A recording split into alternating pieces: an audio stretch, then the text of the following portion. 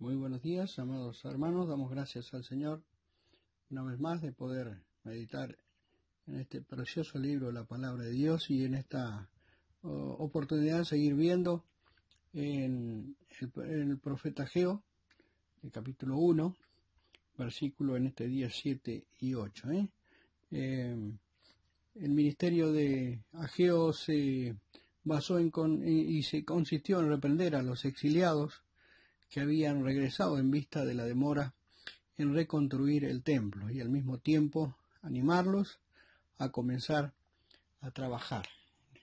El versículo 7 y 8 dice: Así ha dicho Jehová de los ejércitos, meditad sobre vuestros caminos, subid al monte y traed madera y reedificad la casa, y pondré en ella mi voluntad y seré glorificado, ha dicho Jehová.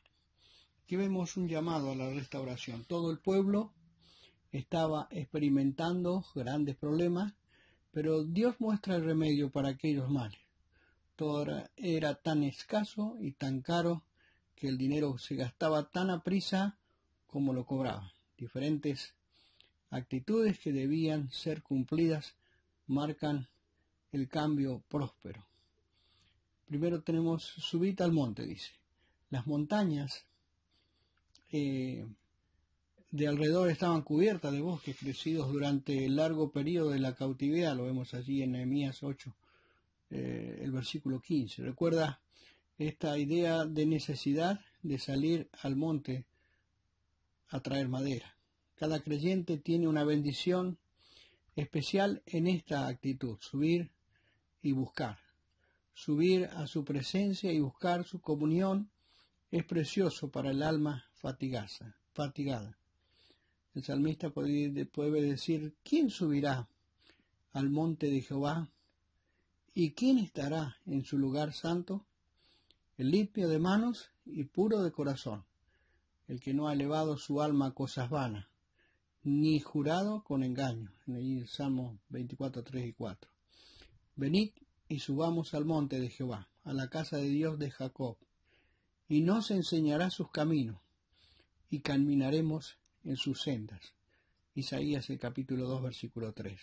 El anhelo ferviente del limpio de manos y puro de corazón es subir al monte de la comunión, donde encontramos toda sabia indicación para nuestra vida.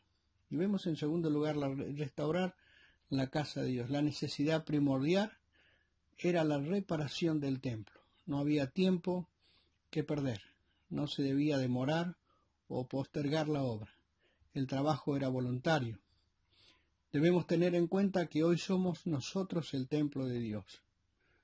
Ahí el apóstol en Corintios puede decir: ¿o ignoráis que vuestro cuerpo es templo del Espíritu Santo, el cual está en vosotros, el cual tenéis de Dios, y que no sois vuestros? 1 Corintios 6, 19. Precisamente porque el Espíritu de Dios habita en nosotros, somos templo de Dios y nuestros cuerpos consagrados. Debemos siempre estar atentos por las posibles grietas que afectan a nuestro templo. Allí en Segunda Reyes, el capítulo 2, el rey Joás pidió a los sacerdotes que repararan las grietas del templo. El Rey de Reyes nos pide a nosotros mediar en nuestro camino, grietas en el cimiento del edificio, complejos, pecados ocultos, grietas en las paredes que nos hablan de la comunión con otros hermanos, celos, pleita, falta de perdón, y grietas en el techo que habla de la comunión, la lectura de la palabra de Dios. ¿Cuántos factores más podemos mencionar en la reedificación o reparación de estos grandes defectos? Dios nos pide cada día reedificar el templo.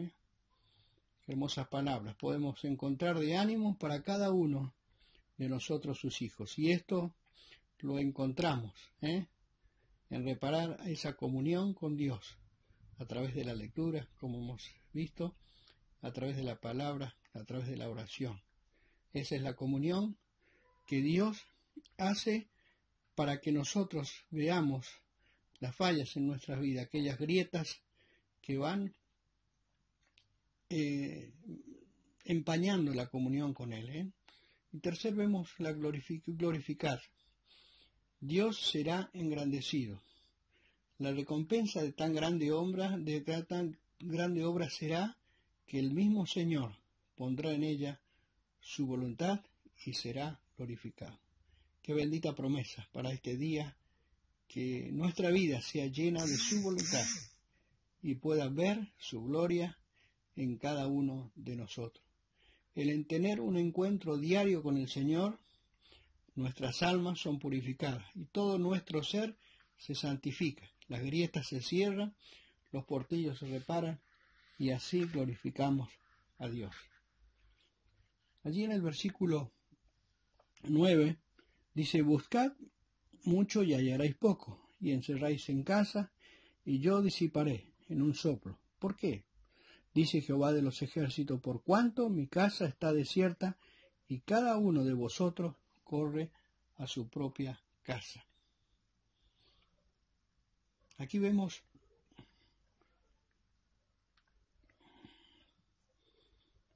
corriendo por las sendas de Dios. El profeta explica claramente de parte de Dios las consecuencias contrarias de la tremenda apatía por las cosas de Dios. La inactividad y el egoísmo detenían la vida de comunión con el Señor. Ellos no podían esperar cosechas abundantes ignorando al Señor de la mies.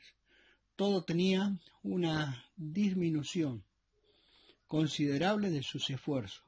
Las pérdidas imprevistas llevaban una tremenda pobreza en sus vidas. Todas sus mentes eran egoístas, pero estaban frustrados. Esperaban muchísimo más de cada uno de sus esfuerzos. Vemos primero, anhelaban mucho. Su mira estaba puesta en lo mucho. En el idioma hebreo expresa un buscar continuo. Ellos esperaban tener sus graneros, sus depósitos repletos de lo mucho. Cuanto más grande es la codicia, mucho más grande es la amargura cuando nos enfrentamos al desengaño de estar más pobres que nunca.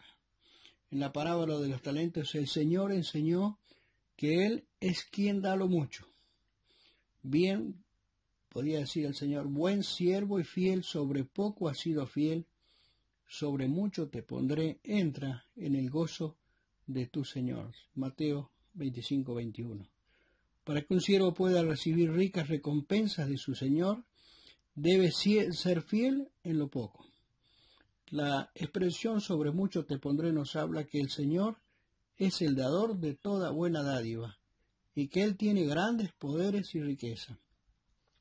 También nos indica que la gran recompensa es vivir en el gozo de vuestro Señor. Nuestro esfuerzo es ser fiel en lo poco.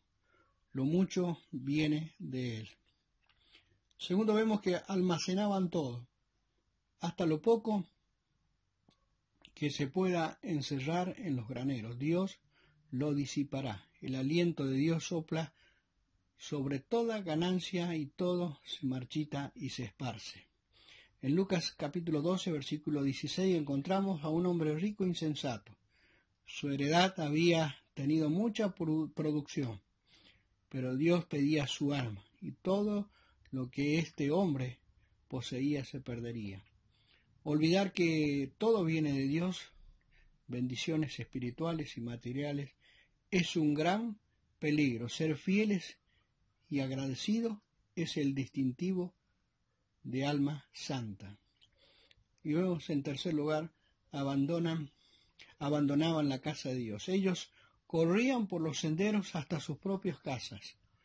Pero el salmista nos dice: por los caminos de tus mandamientos correré, cuando ensanches mi corazón. Solo en la palabra de Dios podemos hallar fuerzas para correr hacia la meta. Señor, nos podía decir el escritor allí: puesto los ojos en Jesús, el autor y consumador de la fe.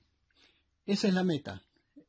Somos llamados a vivir el día en día, poniendo los ojos en el Señor, buscando su voluntad, buscando en su palabra, para poder realmente encontrar la dirección correcta para nuestras vidas.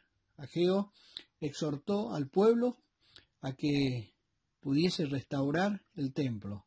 El Señor en este tiempo nos habla a través de a través de su palabra, a poder reconstruir nuestras vidas en su palabra, en la comunión con Él, y poder ser cada día edificados en la gracia y en el conocimiento del Señor. Quiera el Señor, a través de estos pensamientos que podemos ver en este precioso libro de Ageo, en estos 2 capítulos, podamos realmente cada día encontrar la sabiduría y el consejo y la dirección para cada una de nuestras vidas. Que el Señor nos bendiga.